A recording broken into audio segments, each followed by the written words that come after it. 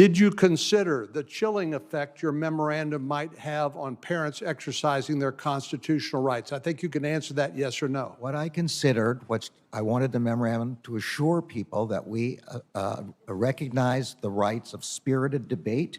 And so Mr. Attorney General, you're a very intelligent and accomplished lawyer and judge. You can answer the question. Did you consider the chilling effect that this sort of threat of federal prosecution would have on parents' exercise of their constitutional rights to be involved in their children's education?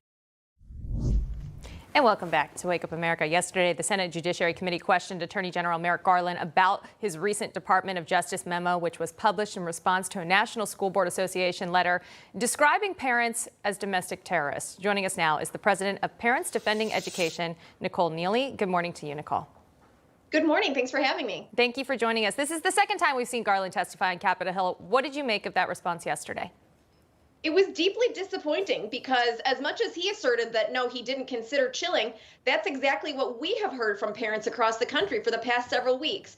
In the days following the release of that Department of Justice memo, we heard from parents across the country who were terrified, who were chilled, who were dissuaded from speaking out. Some of the parents from some of the groups that were listed in that initial NSBA letter, where they were exercising their constitutional right to petition their government for a redress of grievances, and school boards that have been reporting these to their state boards, to their local law enforcement officials as bullying, as harassment, when that's not what's taking place at all. And so people have been dissuaded from participating in this civic process, and shame on Attorney General Garland for dismissing those concerns.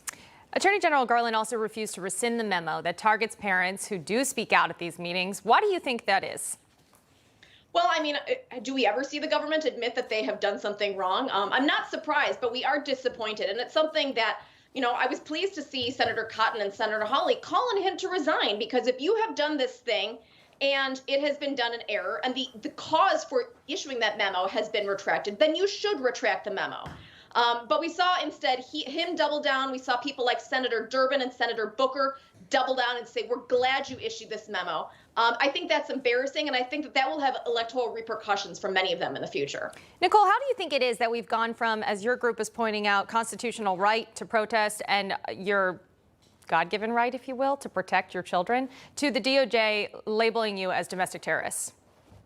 A group called America First Legal has actually sent letters to the Department of Justice's Office of Inspector General, alleging that there was a lot of back-end coordination because they were worried about the impact that active parents, protesting parents, would have on the election, both, I think, this November as well as next November. And I think that's a very valid concern.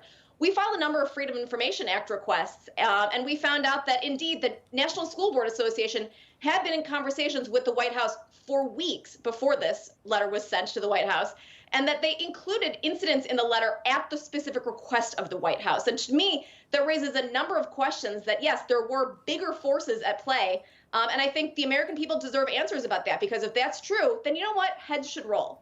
Nicole, what's your message to parents this morning?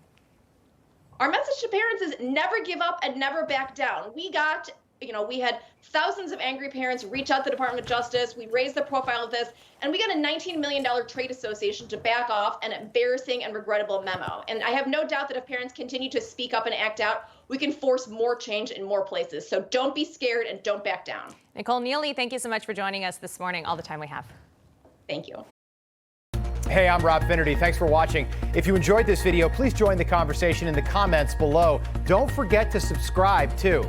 Hit the bell icon to be alerted to breaking news. And remember, there's a whole lot more on Newsmax TV, America's fastest growing cable news network. Newsmax TV, where real news for real people.